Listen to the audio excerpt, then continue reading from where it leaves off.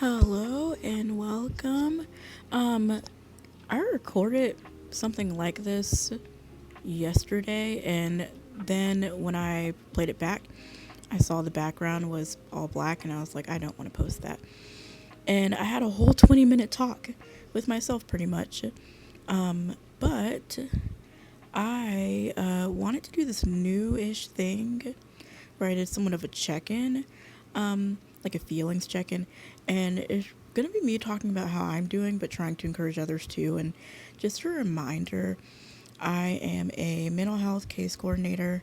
I've been doing this for about 3 years. I've been like in case management for about 5 years, but I've worked with hundreds and hundreds of clients, and I'm also trying to get my master's in social work and should be getting it after this summer. So that is what I'm working toward, and I'm excited about that. And also, I have impulsive ADHD. I have the impulsive kind. You can have inattentive or impulsive. And apparently, he told me that, my psych guy who diagnosed me was like, you have impulsive. And he was like, take these medications. And I was like, okay, alrighty. But, hold on. Sorry, I don't want to sniff in the mic. I have allergies, but I want to do this kind of podcasty type video where I am talking about what I go through, because I really am passionate about like wanting to help other people who have issues with like emotional regulation. And a little bit of my story, I have had a history of having very poor emotional regulation to the point where I'm like, I gotta take a day off, I gotta get off work early, I can't go to work, laying in bed, taking FMLA, to the point where I've had like really bad, just to be, because I want to be transparent when talking on here, like really bad like suicidal thoughts, like every other day, if not at least once a week or something like that. Like it was really intense. So for me personally, how that came to a stop, because it's been like a year or 2 years since I haven't had those kinds of thoughts, and I've gotten better. I still struggle with things, but I've definitely gotten better. And I do want to talk about some of those struggles, but I do want to say that medications have been very, very helpful for me. I don't really like to say the medications I'm taking, because I don't want other people to think these are the cure-all medications. This is the one, because so many people have so many different experiences on different medications, and that's kind of the annoying part about it. The frustrating part is you just don't know what works for you exactly. So I wanted to talk about that, because that was an issue I had, like an issue I had yesterday, and an issue that's frustrating is not knowing what the problem is.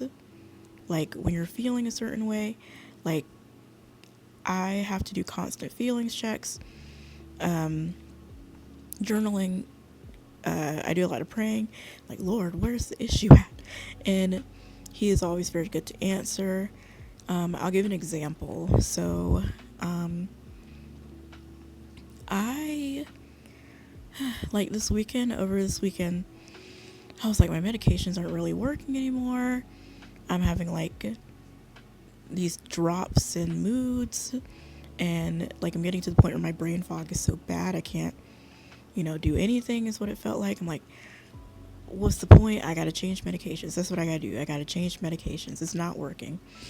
And so I was frustrated by that, because changing medications is a lot. Like, if you ever went from one medication and have to change to another one, especially the medications I'm on, it can take some adjusting. And for me personally, I'm so emotionally like sensitive that like I don't always know like how I'm gonna respond. And it's very frustrating and discouraging. So I was like, oh my gosh. And I wanted to keep it more to myself. So I was praying about it. I was like, what do I do? What do I do about these medications? And give me 1 second.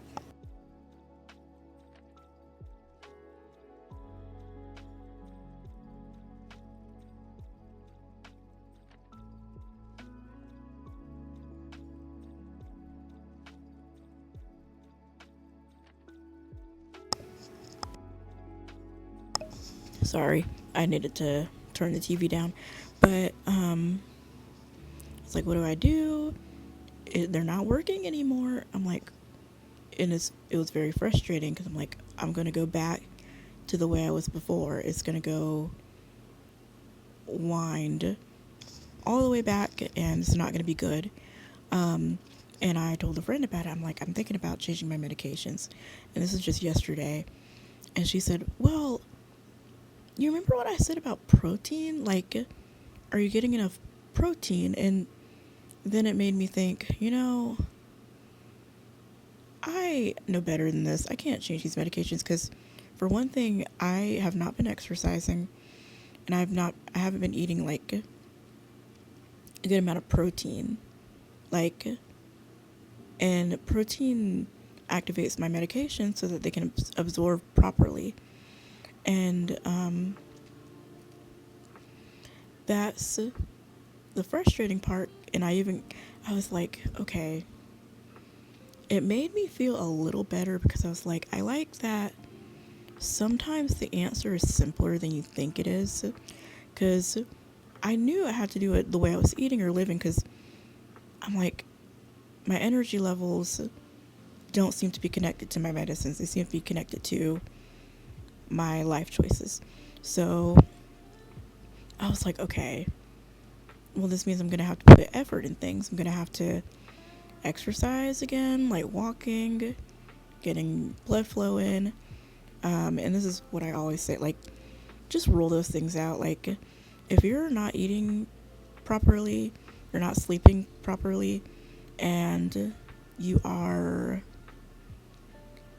yeah, if you're not eating or sleeping properly or exercising, getting enough movement in daily, go ahead and do those things, because those things really encompass a lot. Not saying that they're the pill or the thing to make everything better, but they do a lot. And so I was like, well, Brittany, you know this. You know those things do a lot, and you have been doing them. They also kind of, for me personally, they help me prove to myself mentally that I care about myself.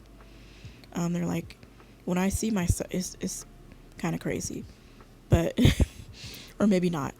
When I see myself taking care of myself and prioritizing my health and things and fighting for myself, it makes me feel better, like on a daily. Um, it's it's very, because the hard part about it is I don't want to do those things. Like, I don't want to exercise. I don't want to prioritize eating protein. Um, and just a little, quick knowledge check. Um, we generally, I didn't know this until I was older, like until like last year, a couple years ago, when my friend told me, but we're supposed to eat the amount of protein that equates to our body weight. So like, um, or the body weight that you want to reach. So if you are trying to reach the goal of 160 pounds or 120 pounds, that's kind of a low one, like 130 pounds, you would eat 130 grams of protein. And just to give you a look at what protein looks like, one boiled egg has like 6 grams of protein, and that's it. Like, most things don't have that much protein in them. That's why people get their protein intake through like protein shakes and things like that. And I do want to, hold on, I want to look up, because I want to look up some factual things.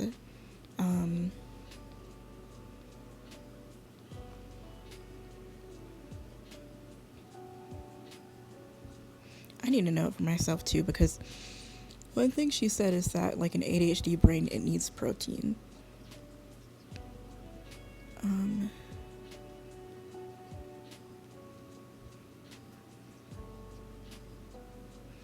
Yeah, better focus and mental clarity, dopamine, norepinephrine. See, I didn't even know that.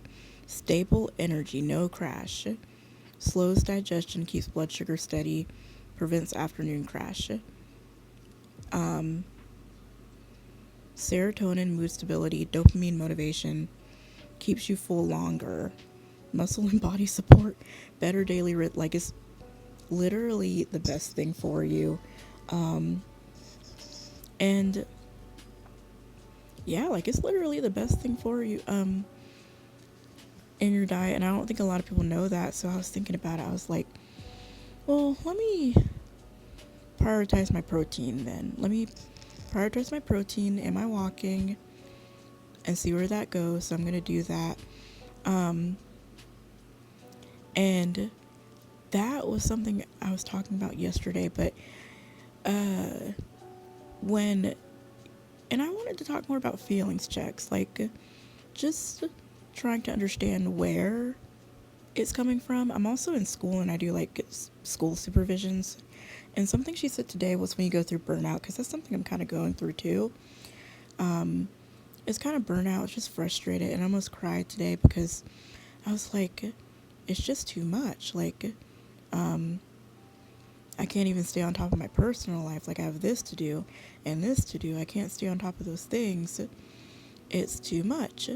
And I was like, oh, I wish I just, because I can't like move back in with my parents. I was like, I wish I had someone to lean on. I wish, you know, how do I say, like financially, it's like, I wish I could just take a break for a month, like not have a job for a month or something, not have to worry about things financially. And I'm pretty sure that's what that's what a lot of us want. And it's not possible for a lot of us. So I was like, I'm so tired. And I got through the day fine. Usually when I feel that way, I think a lot of people are really good at pushing through their day and getting to the end of it. But I generally am not.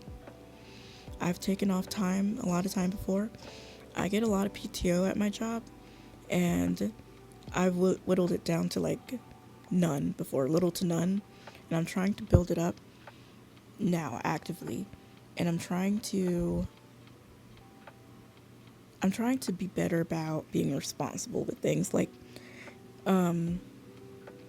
because you should be responsible with your PTO. Like, you should be responsible and have cushions for yourself. And that's what I'm trying to get better at. Financial cushions, PTO cushions is not possible for everyone, but if it is possible, it's a blessing. And I'm really preaching to myself here. It's really important to prepare for when things get bad. And I'm talking to myself because whenever things get bad, I'm not prepared. I'm like, oh, well, I should have been prepared with my PTO, and that's what I'm trying to do.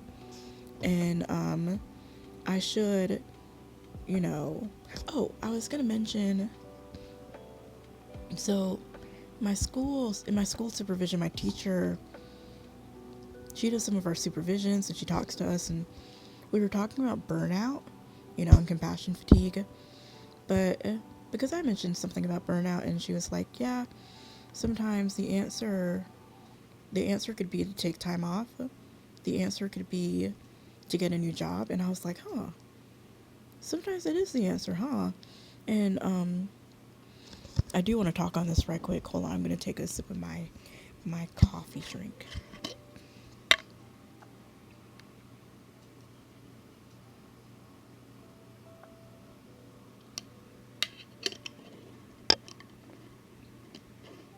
I'm putting coffee in mason jars.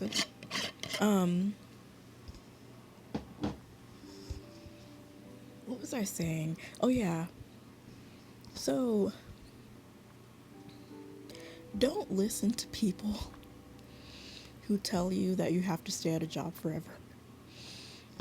Jobs are designed to where they want to keep you,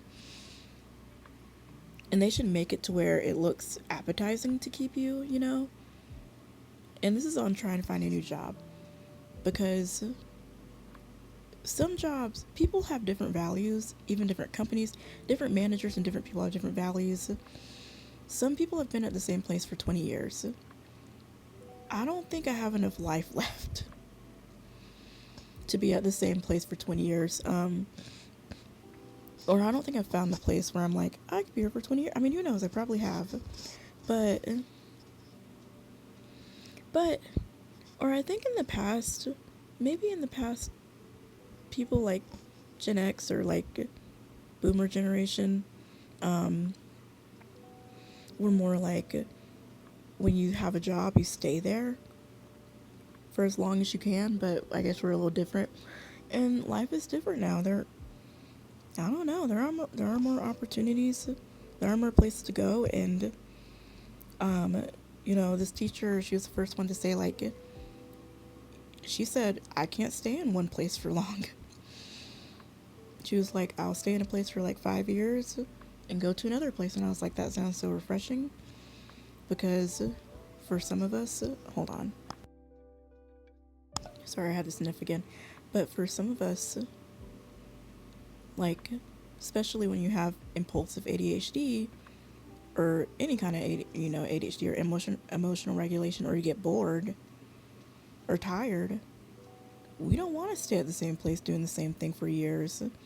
Especially if you have the option to go somewhere else. If you've got the option to go somewhere else or look into something else, then you should do that. And while you're doing that, like, you already have a job, so, but like, don't feel pressured to stay at the same place, because I don't think I'm going to stay in the same position, because not because I like what I do, and obviously I like what I do because I'm getting a master's in social work, but um what was I saying? I'm so sorry. Sometimes I get like brain blanks. But like, I was saying something about finding a new job. Oh, I like doing what I'm doing, but I do have like a huge caseload. Like, when I came in, they were like, "Oh yeah, your caseload is probably gonna be like 65 to 80." And when there's turnover, we have like to take on other people's caseloads, which is fine. But when it's been like months and months, and you still have 140 people, that's a lot, and it can burn you out. And I think mentally, I'm to the point where I'm just mentally numb, and where I'm kind of mentally, sadly enough, a little burned out. And it's not something I want to have happen. Like, I want to feel okay. Like, I just want to feel okay, and you know, not burn out. But the thing about burnout is, it's not your choice all the time. Even if you like what you do, even if you're like, oh, I like being busy, it's not your choice to like to feel that way. Does that make sense? It just happens sometimes, and sometimes it happens and you're like, oh no, I'm slipping into like burnout. I'm slipping into, you know, these feelings, these emotions, and you don't feel like you're on level ground anymore. And so, like, I'll be honest, I have to cling to the Lord for support. I have to be like, Jesus, please help me. Please help me. I don't know what I'm doing. I don't know what to do. I have to write out, also journaling out, like, my feelings, talking it out like this. Trying to figure out, like, what's going on. And I try to talk about it and journal about it now, because I used to be kind of in the place where I had like mental paralysis. I was like, oh, um, there's no hope for me. I don't know what to do. I don't know what's going on. All is lost. That's where my mental spirals would lead me to. And so I'm trying to get better at catching those and not like falling into them, so to speak. Because if you keep spiraling, you're just going to go down and down and down. Like, you got to stop a spiral as soon as you can and like spiral up. And when you spiral up, of course, like, falling down is easy. Like, trying to climb up is hard, obviously. But like, it's something that you have to push at, and it's something I try to push at. It's hard. It's hard to not despair and go like, oh, my medicine's not working, my brain's not working right, or to go like, oh gosh, I have to eat protein, I have to exercise. Like, I don't want to do these things, because we just want the easy way. And even my friend said like it would be nice if a pill could just fix it all, but it can't. Like a pill can't fix your energy levels. A pill can't make you feel the way exercise does, and a pill can't make like because those pills are made to be at their best capacity if you're taking care of yourself. Um, and my brain can tell when I'm not taking care of myself or doing what I need to be doing.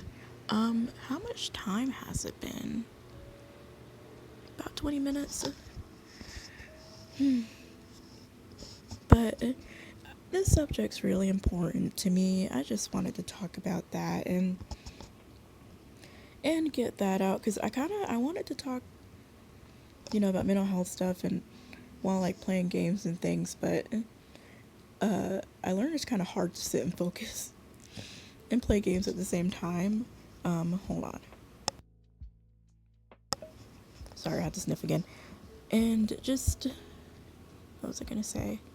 And I do want to do more of these. Just want to do feelings check-ins where I talk about what I'm going through and talk about different topics too, like just how to get over different things. And I'm not a therapist, but I am getting my master's in therapy.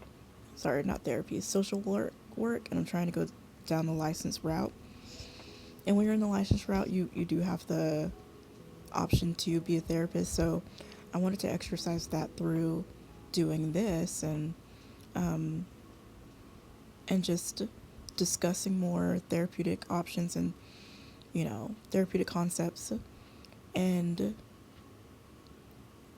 mostly this will be for people who can't afford therapy or who don't have the time to go. And it helps me to do this too because I'm one of those people who don't have the time to go and going through financial stuff or like issues with insurance and things because I chose the wrong insurance, and that's another story. And when I tell you I have problems, I actually do have like problems. I have like legitimate problems, and I'm trying to do this in order to show people like, hey, like there are people who have problems who are actually really really trying to get better, and I want people to see people trying to get better, and I want people to like sharpens iron sharpens iron, like get that support from other people, support me, and then I support them. So but that is what I wanted to talk about. I think I may post a part 2 to this, I'm not sure. But thank you so much to anyone watching, and I will see you next time. Bye.